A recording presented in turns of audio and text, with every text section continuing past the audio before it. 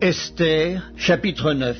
Au 12e mois, qui est le mois d'Adar, le 13e jour du mois, jour où devait s'exécuter l'ordre et l'édit du roi, et où les ennemis des Juifs avaient espéré dominer sur eux, ce fut le contraire qui arriva, et les Juifs dominèrent sur leurs ennemis. Les Juifs se rassemblèrent dans leurs villes, dans toutes les provinces du roi Assuérus, pour mettre la main sur ceux qui cherchaient leur perte, et personne ne put leur résister, car la crainte qu'on avait d'eux s'était emparée de tous les peuples. Et tous les chefs des provinces, les satrapes, les gouverneurs, les fonctionnaires du roi, soutinrent les Juifs à cause de l'effroi que leur inspirait Mardochée. Car Mardochée était puissant dans la maison du roi, et sa renommée se répandait dans toutes les provinces parce qu'il devenait de plus en plus puissant. Les Juifs frappèrent à coups d'épée tous leurs ennemis, les tuèrent et les firent périr. Ils traitèrent comme il leur plut ceux qui leur étaient hostiles. Dans Suse, la capitale, les Juifs tuèrent et firent périr 500 hommes, et ils égorgèrent par Chamdata, Dalphon, Aspata, Porata, Adalia, Aridata, par Machta, Arisaï, Aridaï et Vaïzata, les 10 fils d'Aman, fils d'Amedata, l'ennemi des Juifs. Mais ils ne mirent pas la main au pillage. Ce jour-là, le nombre de ceux qui avaient été tués dans Suse, la capitale, parvint à la connaissance du roi. Et le roi dit à la reine Esther, les Juifs ont tué et fait périr dans Suse, la capitale, 500 hommes et les 10 fils d'Aman. Qu'auront-ils fait dans le reste des provinces du roi? Quelle est ta demande? Elle te sera accordée. Que désires-tu encore? Tu l'obtiendras. Esther répondit, si le roi le trouve bon, qu'il soit permis aux Juifs qui sont à Suse d'agir encore demain selon le décret d'aujourd'hui, et que l'on pende au bois les 10 fils d'Aman. Et le roi ordonna de faire ainsi. L'édit fut publié dans Suse, on pendit les 10 fils d'Aman.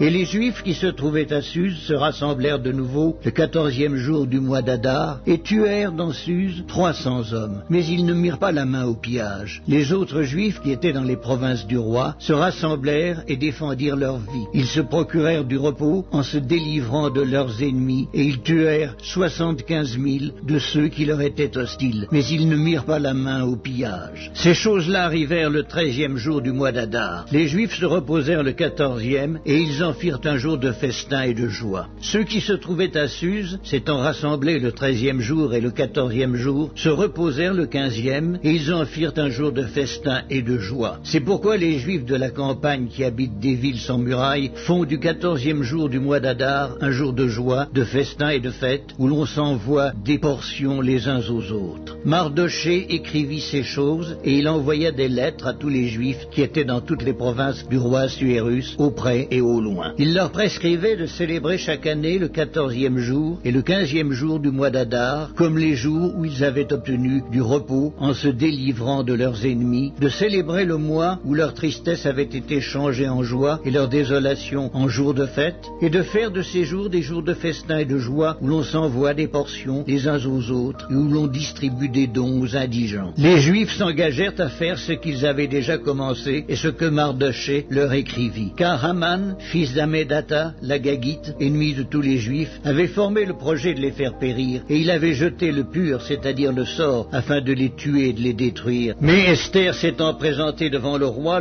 ordonna par écrit de faire retomber sur la tête d'Aman le méchant projet qu'il avait formé contre les Juifs et de le pendre au bois, lui et ses fils. C'est pourquoi on appela ces jours Purim, du nom de Pur. D'après tout le contenu de cette lettre, d'après ce qu'ils avaient eux-mêmes vu et ce qui leur était arrivé, les Juifs prirent pour eux, pour leur postérité et pour tous ceux qui s'attacheraient à eux, la résolution et l'engagement irrévocable de célébrer chaque année ces 2 jours selon le mode prescrit et au temps fixé. Ces jours devaient être rappelés et célébrés de génération en génération, dans chaque famille, dans chaque province et dans chaque ville. Et ces jours de Purim ne devaient jamais être abolis au milieu des Juifs, ni le souvenir s'en effacer parmi leurs descendants. La reine Esther, fille d'Abicaïl, et le Juif Mardochée écrivirent d'une manière pressante une seconde fois pour confirmer la lettre sur les Purim. On envoya des lettres à tous les Juifs dans les 127 provinces du roi Assuérus. Elles contenaient des paroles de paix et de fidélité pour prescrire ces jours de Purim au temps fixé, comme le Juif Mardochée et la reine Esther les avaient établis pour eux, et comme ils les avaient établis pour eux-mêmes et pour leur postérité, à l'occasion de leurs jeûnes et de leurs cris. Ainsi l'ordre d'Esther confirma l'institution des Purim, et cela fut écrit dans le livre.